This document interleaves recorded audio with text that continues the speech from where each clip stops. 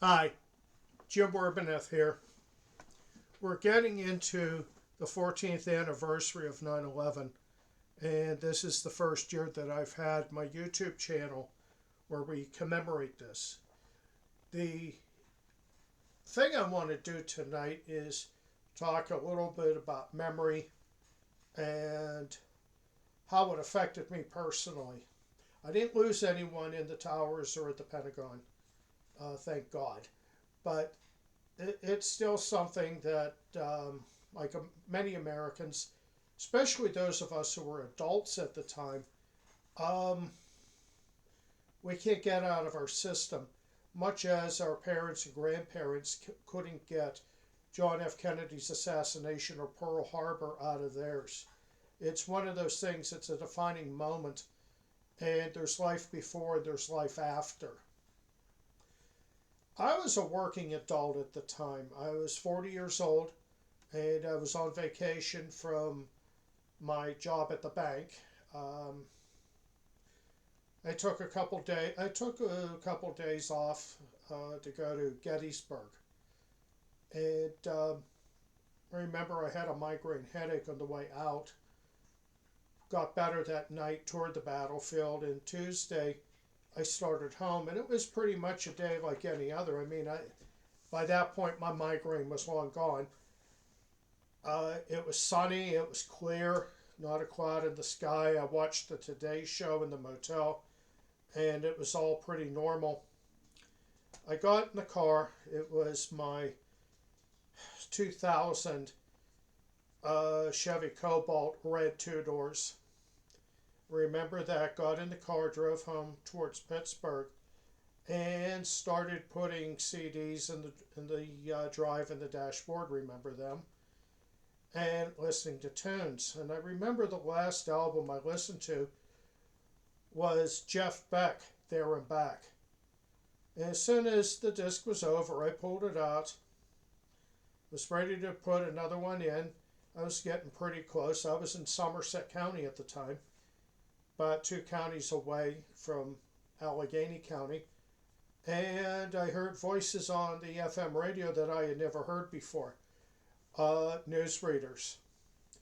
And they were talking about how the Pentagon was totally destroyed. The World Trade Center was gone, both towers, and I was numb. My first thought was that somebody must have used a backpack nuke if they totally destroyed the Pentagon. As it turned out, that was false. The damage was to part of one ring, and as bad as it was, the Pentagon was still standing, the vast majority of it. And I called my mom to ask what was going on. She told me. And the first thought that went through my head was anger. I was never sad about 9/11. I don't think I ever cried. But I was angry, and I remain angry. I will admit that. I don't forgive and forget very well, and I'm going to do neither with 9/11 and the people who did it. I cannot get to that point of it was a long time ago when some people did something. You want to raise my blood pressure again and make me angry once more? Say that to my face. That was my first reaction. The second was I was driving on the Pennsylvania Turnpike in Somerset County, not that far from Shanksville, actually, where Flight 93 came down. And one sensation I remember isn't what I was feeling, at least in my head, it's what I felt in my right foot. I stomped on the gas. And I put the car into like warp 6 and sped towards my home north of Pittsburgh. And I just wanted to get home. And I was thinking, my instinct was to drive fast on the turnpike and get home. My head was telling me Pennsylvania state troopers aren't going to care. They have an air crash to worry about. They have terrorist actions. They might be shutting down the highways. I remembered a Tom Clancy novel where they did that after terrorists had sprayed Ebola in the Pittsburgh Convention Center. So I floored it. I didn't quite hit the red line it at the 120 miles an hour, but I was going pretty good. My other thought was get gas. This may interrupt petroleum supplies. Um, Maybe not the oil producing companies in the middle countries in the Middle East shutting off our supplies, but there may have been reason for the federal government to interdict tanker trucks. So thinking ahead, my thought was to get gas, which I did as I got closer to Pittsburgh. In fact, I believe it was after I got off at exit 39 on Route 8 and went to a gas station, filled it up, and went to my next stop before home. That was my local beer distributor. There was no way I was going to get through this without some measure of alcohol. And I went in, and I remember the clerk looked like she had been hit in the head with a sledgehammer. And we didn't have to say anything to each other. It was just a shared sensation that day, a shared impression. And I got my beer, drove home. And that was the start of one of the worst, for me at least, one of the worst weeks that the United States of America ever went through. My mom had the TV on, and of course we had to watch the planes hit again and again and again and again and then again and then some more. There wasn't a lot of firm information at the time who was behind this, not for a few hours at least. I did get a call from one of my best friends in Britain who said, what do you know about Osama bin Laden? And I actually didn't know that much compared to what I know now. I was not a professor yet. I was a dumb grunt in a bad bank. And I was just mainly worried about making car payments and keeping my sanity in a really, really awful company. One that I still refer to as the first national bank of evil for the way it treated its employees. Yeah, I get angry about things. Not as angry as I was, though, at those 19 scumbags who crashed airplanes into buildings and then into the field at Shanksville, Pennsylvania. I got home. I contacted an ex-girlfriend who lived in northern Georgia at the time. And sometimes we used to go out in front of her trailer. She lived in a trailer park, and we could see the Navy jets practicing dogfights over her town, which was always cool. And I contacted her and I told her, just look up, you see those Navy jets, see those fighter planes practicing. You should feel a little safer because of it. I didn't know that they were grounding all civilian aircraft at the time. That was a little later after my phone call, and it did make me feel a little better that talking to her, even though we had broken up the year before. And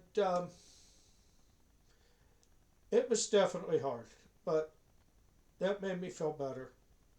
Next day, I was still on vacation. I got a call from my boss, who said that he wanted to make sure that everybody was okay. He was counting heads to make sure they were still there. We knew one person, not with the bank, but with an affiliated company who had been killed. That's all we knew. And as it turned out, that was the entire death toll of people within our circle. And he called me up, and he, I don't think he said some of the smartest things in the world. He told me that he wanted to know how I was doing and what I had done, and I told him the truth about one thing. On my way home, I stopped for gas and I stopped for a beer. I purposely avoided any place where there might be Muslims. because as I had the suspicions that it was Al Qaeda or something similar, and I did not want to tax my self control and perhaps harm an innocent person who just happened to be of the same faith and had nothing to do with this. I know my limits. And I purposely avoided the mall. I purposely avoided places where there might be people of the Islamic faith. And I figured none of them were going to be at my local gas station or beer distributor, especially. And he said one of the worst things I think he possibly could. He said, "Don't be like that. They just want the same things that we do." Well, that might have applied to the vast majority of Muslim immigrants to the United States and Arab Americans. That was probably true, but it was not the right thing to say, and it certainly did not hold for those 19 sons of bitches who took over the airliners. I think I might have said some pretty angry things to them, and you know what? I have no regrets, because the Al Qaeda terrorists did not want the same things that we do. They were hell bent on death, not just that of innocent people, but of their own. I may have some intellectual understanding of their motives, but I have absolutely zero, maybe negative numbers when it comes to empathy. And if there is a hell, I hope they're in the lowest circle, below the betrayers that both Dante, the Italian poet, and Captain Jack Sparrow said inhabit the lowest circle of hell.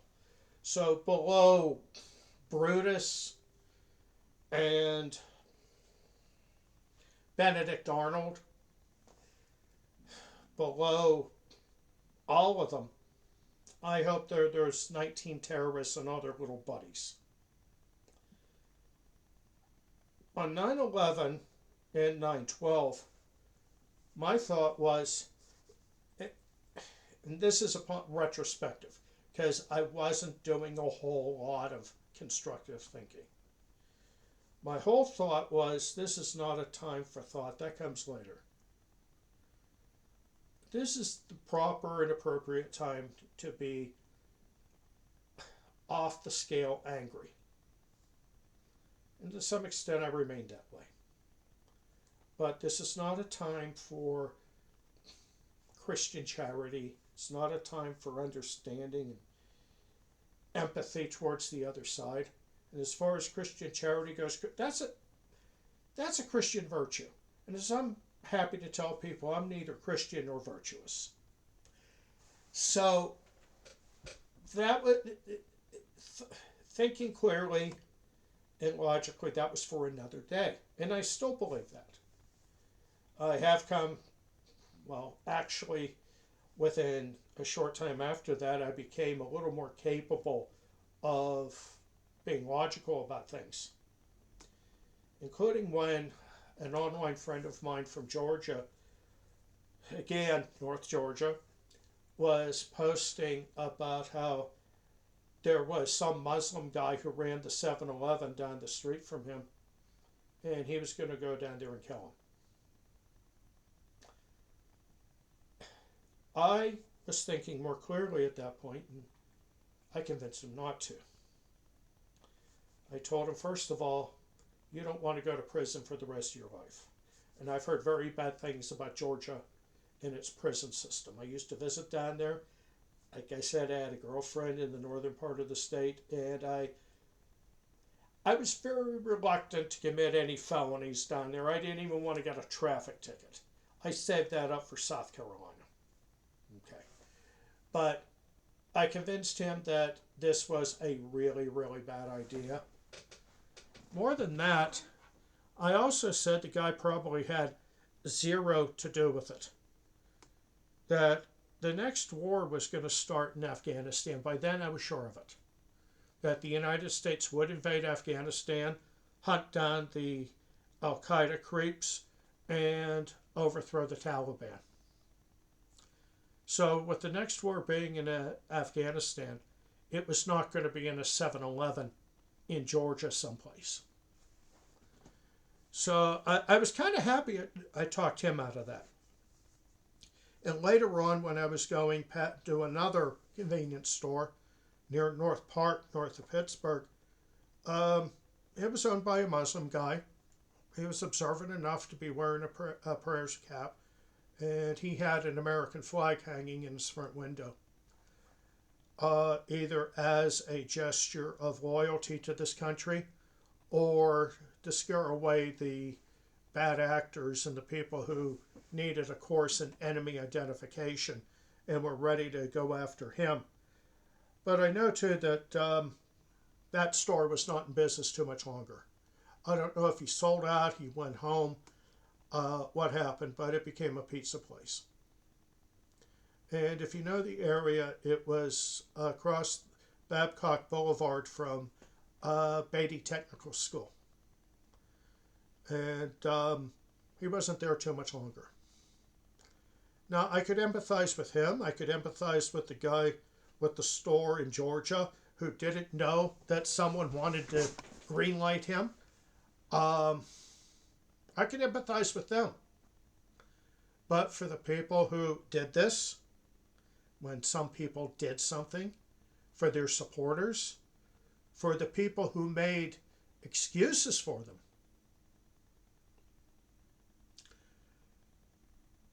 my wrath remains undiminished. I'm still angry. I'm not going to go out and whack anybody. Don't worry about that, because I'm too old to go to prison. You can't say I'm too pretty for it, but I don't want to go to prison, and that is certainly a deterrent, as well as my inherent sense of right and wrong. I wasn't raised to be a psycho killer, and I've never done it. I'm not going to start now. So don't worry about that, but I'm still angry.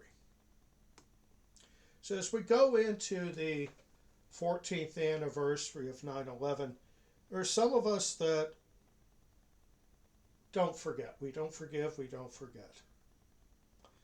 I've been to the 9/11 Memorial in Somerset County twice. And one thing I'm always impressed with isn't just the solemnity of the place, but the fact that the people at the National Park Service are smart enough to leave out boxes of Kleenex everywhere because people are going to cry.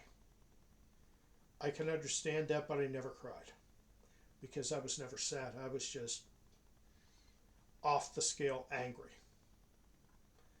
And that anger has changed over the years, but it's changed its nature, but it's still anger. And I am not about to start forgiving or forgetting. This is something with which I cannot make peace. Nor can I make peace with Al-Qaeda's successors. Islamic State, Daesh, which is the rather pejorative Arabic word. Hamas are basically fellow travelers and a branch of the Egyptian Muslim Brotherhood. I can understand Israel and their sense of vengeance, if you will, and justice.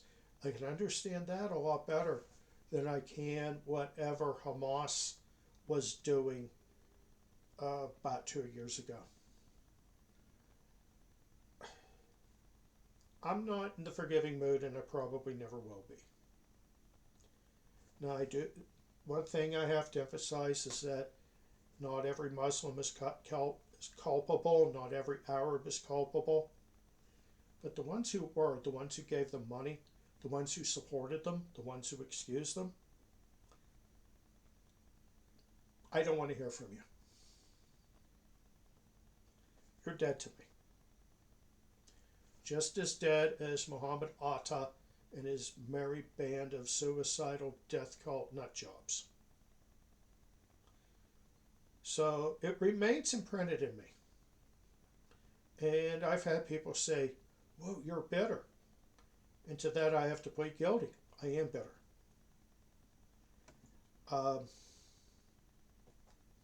Others have said you have to forgive. You have to forget. I don't. and I don't expect anyone else to as well. So when 9/11 comes around every year, I'm reminded of how angry I was that day, and I compare it with how angry I am now. And I'm afraid, though, that people are starting to forget. An awful lot of people today were not alive back then. I stopped asking students long ago, where were you on 9/11? And when I start getting answers like, well, I was in a crib, or I hadn't even been conceived yet, that's when I stopped. I was approaching middle age when it happened. Well, 40, I guess that is middle aged, but now I'm approaching elderly, get off my lawn, you meddling kids age. But I was a working adult, so I would have different memories than the people that were, say, in the cradle or toddling off to kindergarten. I can't expect them to have any memories. One thing I do hope is that the older people tell them the stories and remind them while it's still memory to them before it becomes totally history. Because we have to remember the bad parts as well as the good. We have to remember the sad as well as the happy, the angry as well as the content. And I hope that the people my generation and the older ones can at least pass on the lessons that led to this. And don't tell me it was American aggression and offending the Arab street and blah, blah, blah, blah, blah. But policy mistakes, lack of vigilance, maybe too much of that Christian charity towards our enemies. And yes, they did declare themselves as our enemies that day. Not all Muslims, not all Arabs, but the ones who were complicit in active support, especially, and members of Al Qaeda and the Taliban. They were our enemies. They still are, as are their successors. And I think that just wishing goodwill towards somebody is counterproductive, that we have to remain vigilant and spare later generations the anger and the sadness that people of mine felt on 9/11, 2001. So, we're getting into the 24th anniversary, and it's a day of commemoration. It's a day not of celebration, or maybe it's a day of mourning, but we commemorate and we remember.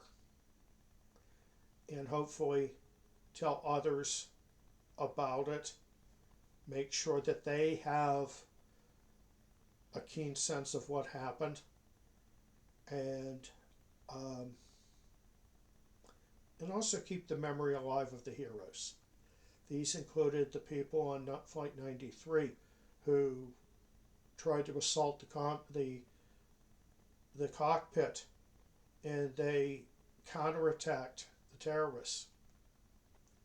Each and every person behind that drinks cart that counterattacked the cockpit, in my mind, is a hero. Every single one of them.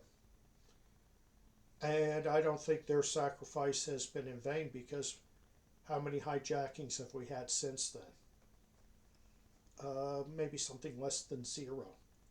But we haven't had any hijackings, I believe, in part because prospective hijackers now have to consider that Americans will not just roll over and do what they're told and submit. That at the very least, they're going to have the crap beat out of them. At the very worst, they're going to have a quick meeting with whatever god they worship, or Satan, whatever it is. So I think that every person who has not been subject to a skyjacking or been killed during one since 2001, I think they all owe their lives to the heroes of Flight 93. I think we should also commemorate the memory of those who fought, died, were maimed in Afghanistan. When the United States reached out and touched the right people, not the 7-Eleven guy in Georgia, not the guy across from Beatty Tech, but the actual perpetrators and the Taliban regime that gave them sanctuary. When the United States and its allies went to Afghanistan, I see that as a righteous cause, one that was botched in the long run. And it was botched under the previous administration with that shambolic withdrawal. But the ones who fought in Afghanistan deserve recognition. The ones who gave all or gave some or left parts of their bodies on the battlefield or their sanity, they deserve our thanks just as much as the heroes of Flight 93. And I hope that you will remember them. So, these are my serious thoughts, my commentary on the anniversary of 9/11. And I wish you all a peaceful day, one that is less traumatic than what our generations suffered in 2001. I hope that tomorrow goes well without any drama for everybody. And just keep the memory intact and pass it along to younger people who have no firsthand experience of that awful day. And once again, thank you for your time. Thank you for your attention. And I'll see you in the next video, which I hope will be a lot more pleasant and on a happier subject. So, thank you very much, and I'll catch you later.